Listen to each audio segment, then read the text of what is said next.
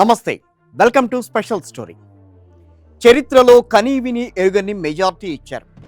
ఏకంగా 164 సీట్ల విజయాన్ని అందించారు. జనాలు అంతగా నమ్మి అధికారం ఇస్తే మన కూటమి ఎమ్మెల్యేలు ఏం చేస్తున్నారో తెలుసా? ముఖ్యమంత్రి చంద్రబాబు ఏమో అమరావతిని కట్టాలి, పోలవరం పూర్తి చేయాలి, క్వాంటమ్ వ్యాలీ తేవాలి అని కబుర్లు చెబుతున్నారు. అయితే ఆయన కింద ఉన్న ఎమ్మెల్యేలు మాత్రం, సార్ మీరేమో అభివృద్ధి పేరు చెప్పుకుంటూ ముందుకెళ్తూ ఉండండి, మేమేమో ఇటు పక్కన కలెక్షన్లు చూసుకుంటాం అంటూ ఎవరి దారు వారు చూసుకుంటున్నారు.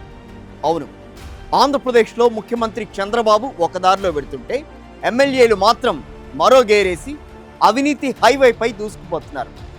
ఇసుక, మట్టి, గ్రావెల్, లిక్కర్ ఇలా దేన్ని వదలకుండా దోచేస్తూ ప్రభుత్వ ప్రతిష్టను గంగలో కలిపేస్తున్నారు. అది ఎంతలా అంటే సాక్షాత్తు చంద్రబాబు క్లాస్ పీకినా ఇప్పుడు కాకపోతే ఇంకెప్పుడు వేసుకుంటాం అని ఎదురు ప్రశ్నిస్తున్నారు. ఇవాళ ఆంధ్రప్రదేశ్ వ్యాప్తంగా ఏ జిల్లాలో ఏ ఎమ్మెల్యే ఏ రేంజ్లో విజృంభిస్తున్నారో ఈ మన వీడియోలో చూద్దాం. రాష్ట్రంలో సరికొత్త పొలిటికల్ సిండికేట్ నడుస్తోంది.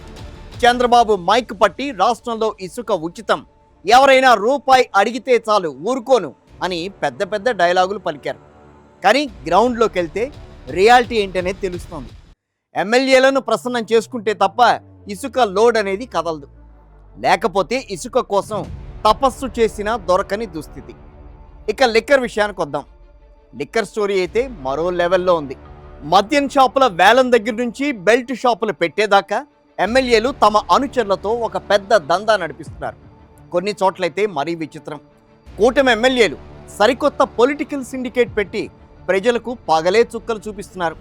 ఇప్పుడు మొత్తం 175 నియోజకవర్గాల్లో మెజార్టీ నేతలు బాబు మాట అస్సలు వినడం లేదుట. చివరకు ఆయన హెచ్చరికల్ని కూడా లైట్గా తీసుకుంటున్నారట. కొన్ని మీటింగులకు డుమ్మా కొడుతున్నారు. బాబు సీరియస్ అయి పర్సనల్ ఎక్స్ప్లెనేషన్స్ అడిగినా సరే మీటింగులకైతే వస్తున్నారు. కానీ అవినీతి మీటర్ ఉంటుంది చూసారా, వాటిని ఏమాత్రం తగ్గించడం లేదనే తెలుస్తోంది. ఒక్కొక్కసారి ఉమ్మడి గుంటూరు జిల్లా వ్యవహారానికి వద్దాం. ఉమ్మడి గుంటూరు జిల్లాలో మట్టి మాఫియా దెబ్బకు కొండలే కరిగిపోతున్నాయి.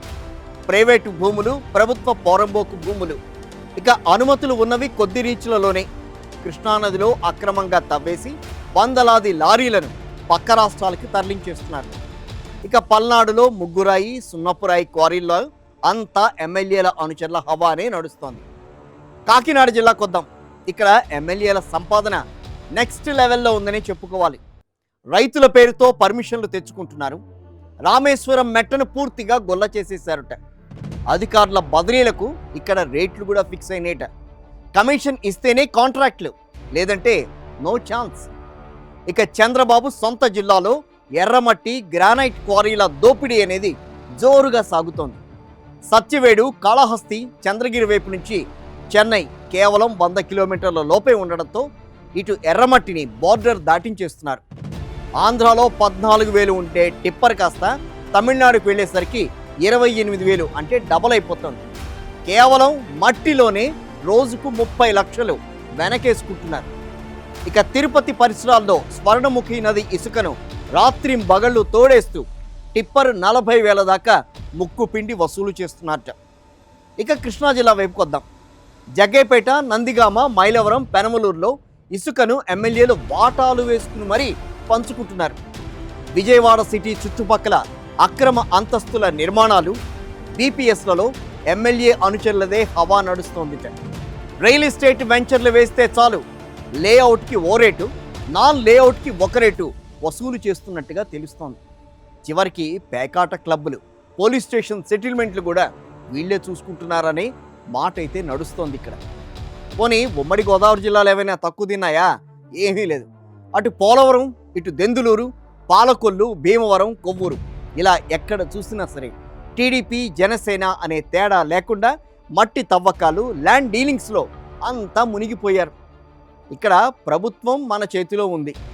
ప్రజాస్వామ్యంలో ప్రభుత్వం మన చేతిలో ఉంది కాబట్టి ప్రజలు మన్నేం అడిగే ప్రసక్తి లేదు అన్నట్టుగా రెచ్చిపోతున్నారట మొత్తం మీద కూటమికి సంబంధించిన కొంతమంది ఎమ్మెల్యేలు.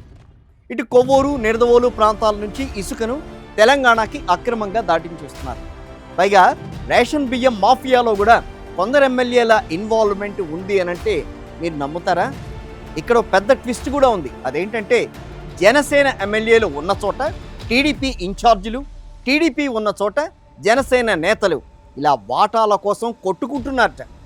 వీళ్ళ ఆధిపత్య పోరు చూసి కూటమి ధర్మాన్ని కాపాడలేక అధిష్టానం కూడా గట్టిగా యాక్షన్ తీసుకోలేకపోతుంది. సరే, ఈ ఎమ్మెల్యేల దందా అంతా చూసి చంద్రబాబే షాక్ అయ్యారట ఒకానొక టైంలో. ఎమ్మెల్యేలకు, మినిస్టర్లకు ర్యాంకులు ఇచ్చే పద్ధతి పెట్టారు ఆయన. అందరికీ తెలుసు కదా. పరిస్థితి మారకపోతే గనక వచ్చేసారి టికెట్లు కూడా ఇవ్వను అని నేరుగా చంద్రబాబు వార్నింగ్ ఇచ్చారు కూడా. దానికి మన ఎమ్మెల్యేల రియాక్షన్ ఏంటో తెలుసా? అదే కూటమి ఎమ్మెల్యేల రియాక్షన్ ఏంటో తెలుసా? వచ్చేసారి సంగతి తర్వాత చూసుకుందామండి, ముందు ఈ 5 ఏళ్లలో పెట్టుబడి రికవరీ అవ్వాలి కదా అని ఫిక్స్ అయిపోయారట. గత ఎన్నికల్లో 100 కోట్లు ఖర్చు పెట్టి టికెట్లు తెచ్చుకున్నాం. రాజకీయాల్లో రేపు ఏం జరుగుతుందో ఎవ్వరికీ తెలుసు, ఎవ్వరికీ తెలీదు. కాబట్టి ఉన్నప్పుడే 2 చేతులా వెనుకేసుకోవాలి అనేది వీళ్ళ సరికొత్త ఆర్థిక సిద్ధాంతంగా ఇక్కడ స్పష్టంగా కనిపిస్తోంది. అయితే ఇది ఎంత దారుణానికి దారితీస్తోంది అనంటే, కర్నూలు జిల్లాలో ఓ ఎమ్మెల్యే ఏకంగా గుజరాత్ పారిశ్రామికవేత్తను పర్సంటేజ్ కోసం బెదిరిస్తే ఆ మ్యాటర్ ఢిల్లీలో ఎన్డీఏ పెద్దల దాకా వెళ్ళింది.